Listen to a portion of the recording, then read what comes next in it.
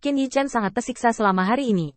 Bukan karena utusan di luar, tetapi karena dia memiliki terlalu banyak hal untuk diurus. Dari cara mengatur orang-orang ini, cara mengatur tim yang masuk akal untuk orang-orang ini, Qin Yichen sudah merasakan banyak tekanan. Selain menambahkan beberapa halaman lagi ke dalam daftar, Qin Yichen juga perlu mewaspadai variabel orang-orang ini. Setelah memilih untuk tidak menanggapi, Qin Yichen harus menyelesaikan pemikiran orang-orang ini. Begitu banyak hal yang menghabiskan Qin Yichen sepanjang hari, dan baru pada tengah malam Qin Yichen menyerahkan lembar jawaban yang cukup memuaskannya.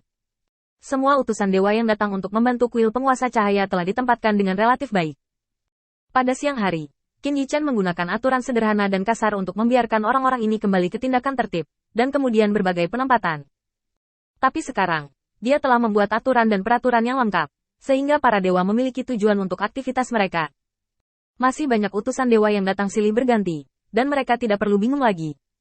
Dari pemberitahuan di gerbang kota, mereka tahu kemana mereka harus pergi dan siapa yang harus mereka temui.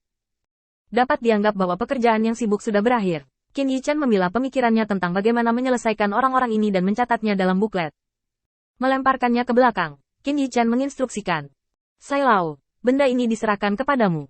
Biarlah orang-orang beriman menghubungi sebanyak mungkin. Jika ada kesempatan, aku bisa memilah beberapa buku militer. Kurasa benda ini akan selalu berguna bagi kita. Tuan Sai tidak bertanya lebih lanjut, dan mengambil buklet itu dengan kuat dengan kedua tangannya. Bawahan harus mengikutinya. Qin Yichen menguap dan kemudian berkata, aku akan istirahat selama setengah jam. Kamu turun dulu. Aku akan memberitahumu segera setelah aku punya pengaturan. Pria tua itu melangkah mundur dengan hormat. Dan Qin Yichen menarik napas dalam-dalam, lalu menatap patung dirinya di aula. Apakah ini masa depan kuil penguasa cahaya? Saat memilah, Qin Yichen sudah merasakan kekuatan dari orang percaya.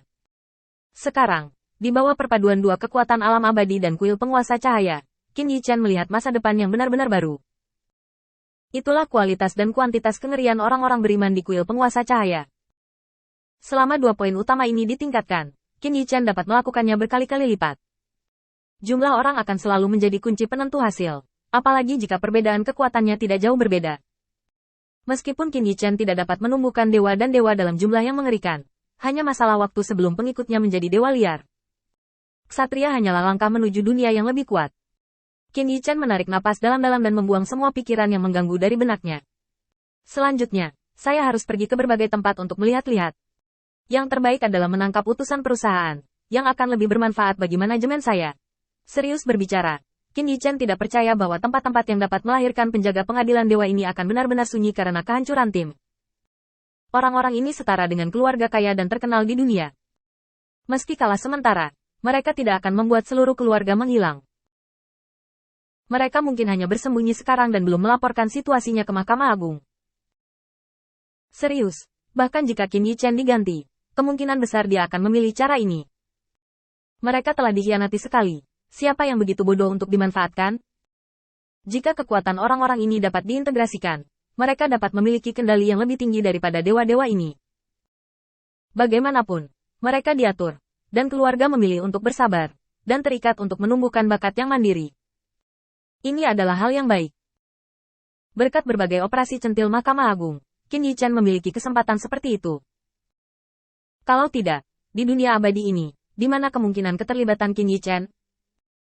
Sekarang Qin Yichen sudah siap, tinggal menunggu berapa banyak kejutan yang bisa dia temukan kali ini. Mari kita lihat nanti, dan jangan berharap terlalu tinggi. Setelah menghibur dirinya di dalam hatinya, Qin Yichen menutup matanya dan bermeditasi untuk menghilangkan kelelahan batinnya. Dan pada hari itu, banyak hal terjadi. Di pengadilan Gunung Fengming, ada lelaki tua lain bernama, orang tua yang saleh. Mahkamah Agung Dewa pasti dengan hangat menyambut orang kuat yang dipegangnya dengan tangannya sendiri, yang sangat kontras dengan sikapnya terhadap Qin Yichen. Setelah Qian Lao mengusulkan gagasan untuk merebut kembali wilayah bintang pembantaian api, Bai Lao mendukungnya sepenuhnya. Belum lagi kelemahan Mahkamah Agung yang tidak masuk akal, tetapi juga mengeluarkan sumber daya yang tak terhitung jumlahnya sebagai ibu kota para dewa untuk membesarkan para dewa. Untuk memungkinkan Qian Lao memenangkan lebih banyak orang dari tangan Qin Yichen, Bai Lao juga mengatur beberapa utusan dewa yang bersedia mengikuti mereka untuk melakukan sesuatu. Setelah membuat pernyataan dan membangun momentum, hal itu pun menarik perhatian banyak utusan dewa. Dengan penampilan yang alim, mereka seolah punya pilihan lain. Di satu sisi adalah kuil penguasa cahaya yang penuh sesak, dan di sisi lain adalah lelaki tua saleh dengan tenaga kerja yang langka.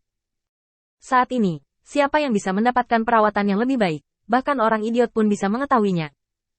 Demi keuntungan mereka sendiri, mencubit hidung dan menahan usia tua yang saleh tidak menjadi masalah, selama uang masih ada. Dipikir-pikir dengan hati-hati, hal terpenting di Mahkamah Agung adalah sumber daya. Oleh karena itu, kecepatan merekrut orang di sini sedikit lebih cepat.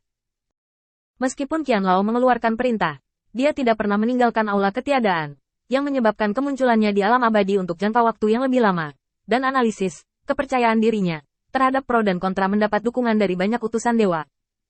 Baru pada larut malam Qianlao tidak bisa melihatnya lagi, jadi dia bangun dan bersiap untuk meninggalkan Mahkamah Agung. Sebelum pergi, bawahan Qianlao mengkonfirmasi bahwa mereka telah merekrut hampir 20.000 utusan dewa, dan bersama dengan dukungan rahasia dari Mahkamah Agung, total ada sekitar 50.000 orang. Menurut perkembangan mengemudi ini, sebenarnya hanya masalah waktu untuk menyerang wilayah bintang Huotu. Jumlah sebesar itu sudah sebesar tim dewa Istana Dewa, dan tenaganya masih bertambah, dan ini juga membuat Qianlao membuat retorika. 10 hari untuk mengumpulkan utusan, dan 10 hari lagi untuk memperbaiki pasukan. Setelah total 20 hari, kita akan pergi ke Huotu Xingyu.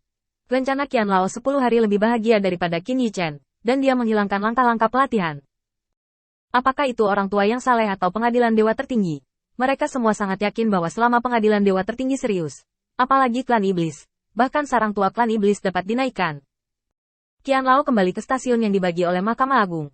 Melihat utusan ilahi yang tertib, hati Qianlao sangat gelisah. Dia memanggil semua orang bersama untuk pidato yang fasih.